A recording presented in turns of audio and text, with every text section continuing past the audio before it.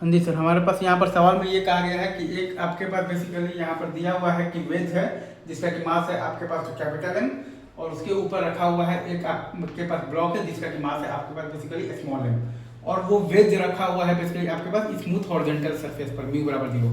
अब आपको ये कहा गया है कि block and wedge are free to move, right.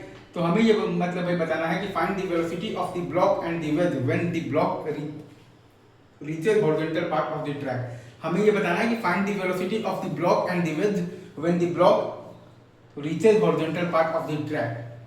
तो ये सही है।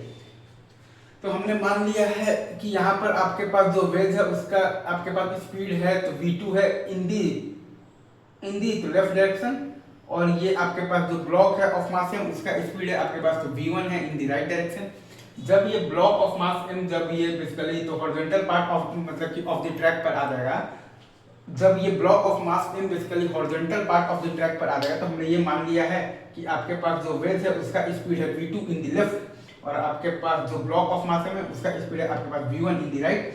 तो अब अगर आप बेसिकली तो ये ब्लॉक ऑफ मास m और ये वेज मतलब कि ऑफ मास m अगर आप ये पूरे सिस्टम पर देखिएगा ना सर, तो एक्स एक्सिस के अलोंग आपके पास बेसिकली कोई भी एक्सटर्नल फोर्स नहीं है। अगर आप ये पूरे सिस्टम पर देखिएगा तो एक्स एक्सिस के अलोंग आपके पास कोई भी एक्सटर्नल फोर्स नहीं है, राइट। मतलब कि आप बेसिकली पूरे सिस्टम का मोमेंटम कंजर्वेशन लगा सकते हैं इन दी एक्स डायरेक्शन। मतलब कि आप बेसिकली पूरे सिस्टम का मोमेंटम कंजर्वेशन लगा सकते हैं इन दी एक्स डायरेक्शन। तो वही काम हमने किया है। तो m इंटू वी बराबर m इंटू v2, तो v2 बराबर आ गया है m बाई m मतलब कि इंटू v1।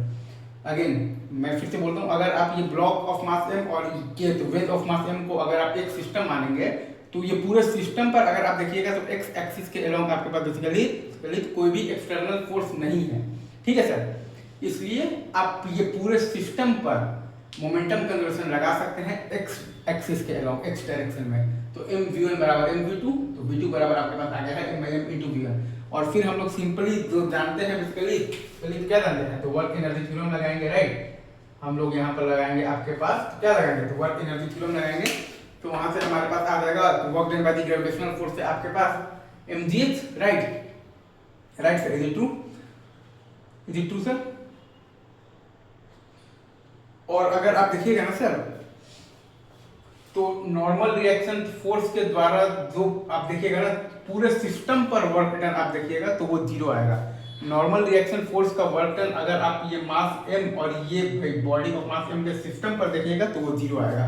जितना आप देखिएगा ना तो ये मतलब कि ब्लॉक ऑफ मास m पर नॉर्मल रिएक्शन का वर्क डन आएगा तो बेसिकली तो उसका निगेटिव आएगा आपके पास नॉर्मल रिएक्शन का work done on the ways of mass m। तो नॉर्मल रिएक्शन का वर्क डन अगर आप देखिएगा तो ये पूरे सिस्टम पर 0 आएगा, ठीक है sir, is it true. Normal reaction का वर्क डन अगर आप देखिएगा तो पूरे सिस्टम पर 0 आएगा। ये बात आई गेस आपको बहुत अच्छे से समझ में आ रहा है, राइट। ये चीज सही है। हाँ जी सर, मतलब कि जितना ये मास m पर नॉर्मल रिएक्शन का वर्क डन आएगा तो ठीक उसका निगेटिव आ जाएगा नॉर्मल रिएक्शन का work done on this mass m। तो नॉर्मल रिएक्शन का वर्क डन पूरे सिस्टम पर 0 आएगा। तो work done by the gravitational force से हाँ जी सर, तो अगर आप यहाँ पर देखिएगा तो आपके पास आएगा तो work done by the gravitational force से आपके पास mgh बराबर हाफ m तो v1 स्क्वायर और प्लस हाफ m तो v2 स्क्वायर, राइट। आपके पास आ जाएगा work done by the gravitational force mgh बराबर आ जाएगा half m v1 square plus half m v2 square. तो ये दोनों को मिलाकर आपके पास आ जाएगा v1 बराबर आ जाएगा under root of the 2gh by 1 plus m by m।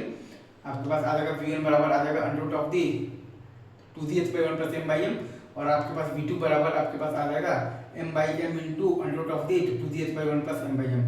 आपके पास v2 बराबर आ जाएगा m by m into under root of the 2gh by 1 plus m by m। ये सही है क्या, is it true. I guess आपका ये यहाँ पर सही आ गया, ठीक है। अभी रखते हैं यहीं पर, बाकी बातें आगे करें, ठीक है।